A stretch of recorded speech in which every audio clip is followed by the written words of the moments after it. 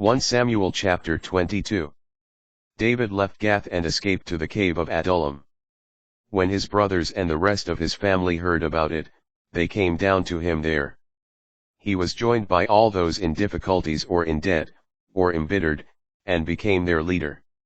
About 400 men were with him.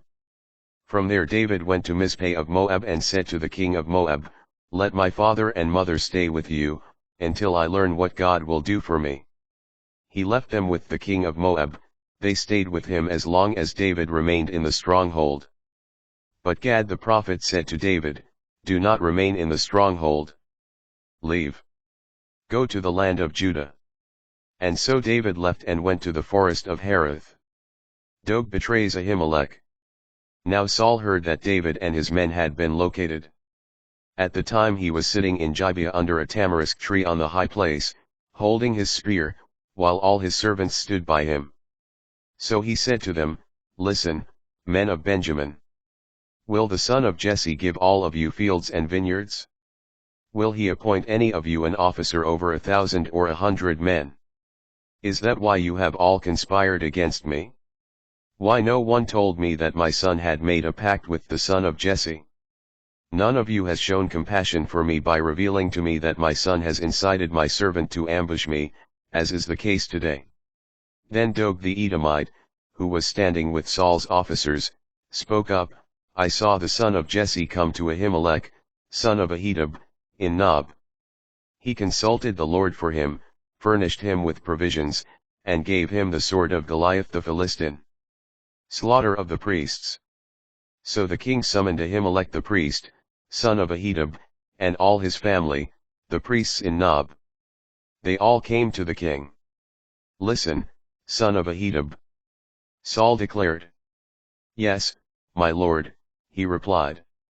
Saul questioned him, "Why have you conspired against me with the son of Jesse by giving him food and a sword and by consulting God for him, that he might rise up against me in ambush, as is the case today?"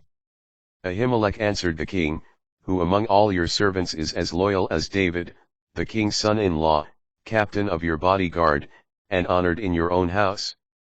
Is this the first time I have consulted God for him? No indeed. Let not the king accuse his servant or anyone in my family of such a thing. Your servant knows nothing at all, great or small, about the whole matter." But the king said, "You shall certainly die, Ahimelech, with all your family." The king then commanded his guards standing by him, "Turn and kill the priests of the Lord, for they gave David a hand. They knew he was a fugitive and yet failed to inform me." But the king's servants refused to raise a hand to strike the priests of the Lord. The king therefore commanded Doeg, "You, turn and kill the priests." So Doeg the Edomite himself turned and killed the priests that day 85 who wore the linen ephod. Saul also put the priestly city of Nob to the sword, including men and women, children and infants, and oxen, donkeys, and sheep. Abiathar escapes. One son of Ahimelech, son of Ahitub, named Abiathar, escaped and fled to David. When Abiathar told David that Saul had slain the priests of the Lord, David said to him, "I knew that day, when Doeg the Edomite was there, that he would certainly tell Saul.